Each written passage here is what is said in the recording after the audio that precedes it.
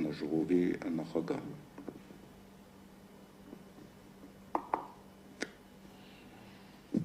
Շնորհակալություն, նախ թույլ տվեք շնորհակալություն հայտնել հնարավորության համար, որպեսզի ևս մեկ անգամ խոսենք մեր բոլոր հայրենակիցների մասին, ովքեր ենթարկվում են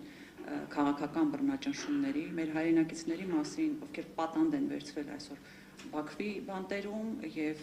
հայրենակիցների, ովքեր պատանդ են վերցվել հենց մեր երկրի բանտերում։ Գիտեք, շատ դժվար է խոսել քաղաքական բռնաճնշումների մասին այն մթնոլորտում եւ այն ժամանակահատվածում, երբ յուրաքանչյուր օր սպասում է, որ հաջորդ քաղաքական բռնաճնշման ենթարկվողը լինելու է ինքը։ Ցավոք սրտի այս իշխանությունները կարողացել են ստեղծել այդպիսի մթնոլորտ։ Մենք բազմիցս արձանագրում ենք, որ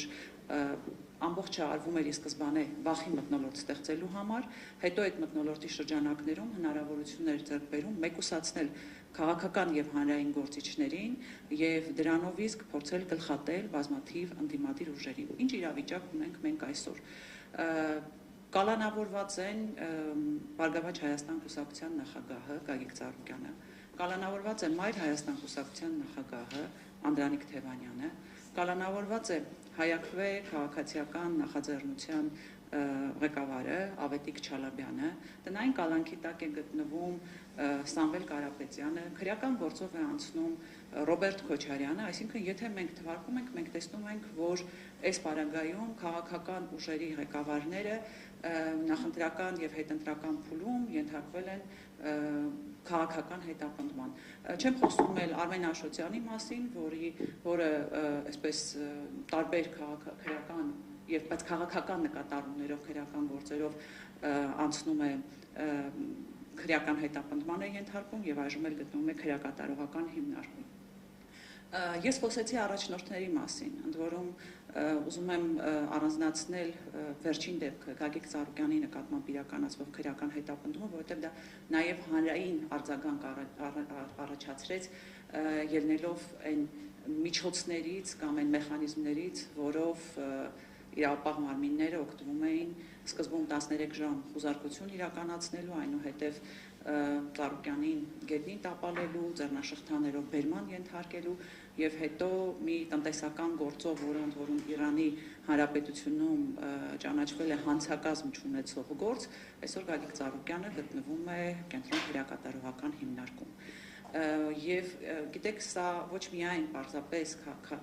քրեական հետապնդում է, սա նաև անձնական վրեժխնդրություն է այսօր երկիրը փաստացի ղեկավարող անձի կողմից, որովհետև Ծառուկյանի քրեական գործի զուգահեռ մեկ էլ հասկացանք, որ քաղաքապետարանը նկատել է, որ կենդանիները, որոնք պահվում էին Ծառուկյանի կողմից, ապօրինի են պահվում եւ այսօր էլ օրինակ գնացել էին ձիերին տեղափոխելու համար։ Սա ինչու են որպես օրինակ բերում, սա ոչ միայն որպես քրեական հետապնդում կարելի է դիտարկել, այլ որպես հաշվեհարդար եւ որպես պատիժ, որ իրականացվում է իրավապահների կողմից մեկ անձի հրահանգով, որովհետեւ նախընտրական փուլում նա հայտարարել էր, որ ունե զրկելու է, դատելու է, նստացնելու է, մնացած բառերը նույնիսկ չեմ էլ ուզում կրկնել։ Հիմա գալով ընդհանուր բռնաճնշումներին, ցավոք սրտի մենք չունենք այս պահին բռնաճնշման քաղաքական բռնաճնշումների ենթարկվողների հստակ ցանկը։ Այսինքն մենք տեսնում ենք քննչական կոմիտեի հայտարարություններից, որ օրինակ փետրվարից մինչև հունիս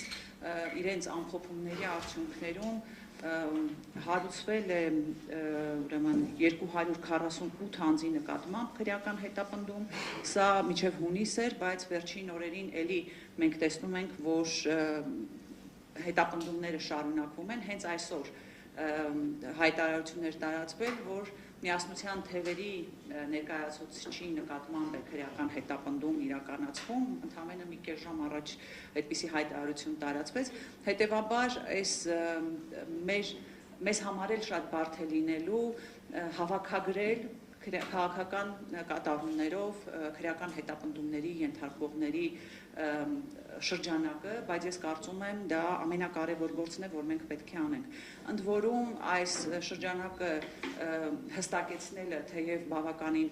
բարդ է լինելու, բայց մենք պետք է փորձենք